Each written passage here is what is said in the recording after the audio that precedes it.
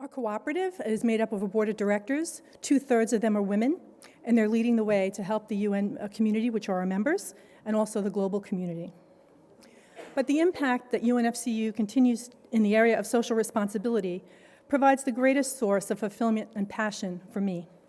Like you, our work aims to influence the winds of change for women and unleash greater economic possibilities for them.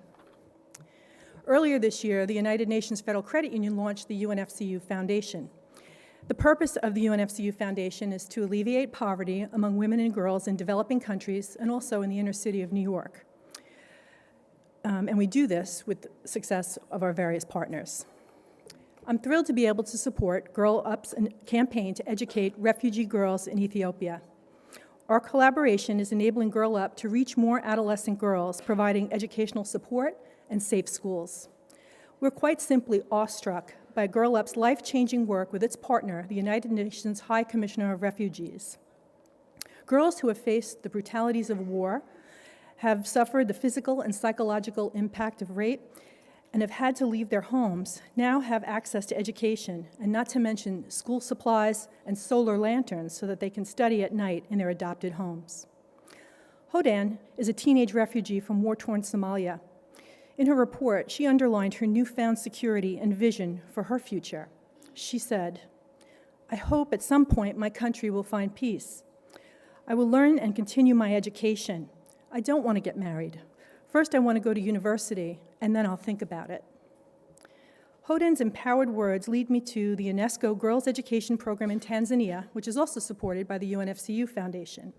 Better known as the Malala Fund, this grassroots educational program has begun the transformative process of empowering girls identified as high risk in rural areas with up to 87% illiteracy and high dropout rates in secondary school, mostly due to early marriage and early pregnancy. True to its namesake, the Malala Fund has also sensitized communities in Tanzania to make the right choices of investing in girls' education.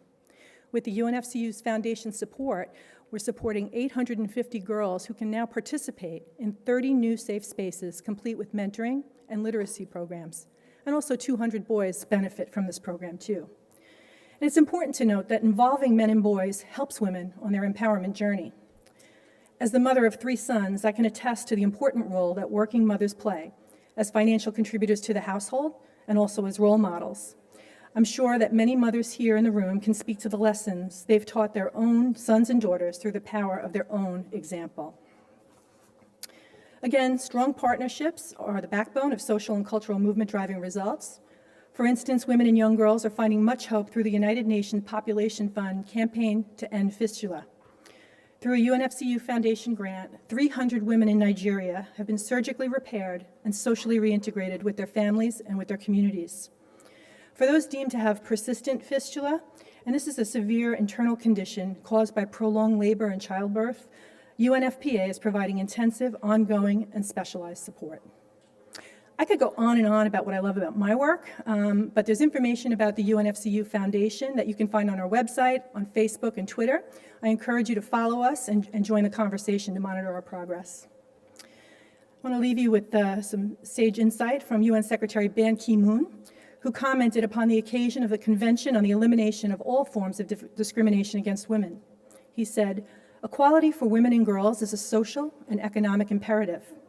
Where women are educated and empowered, economies are more productive and strong. Where women are fully represented, societies are more peaceful and stable."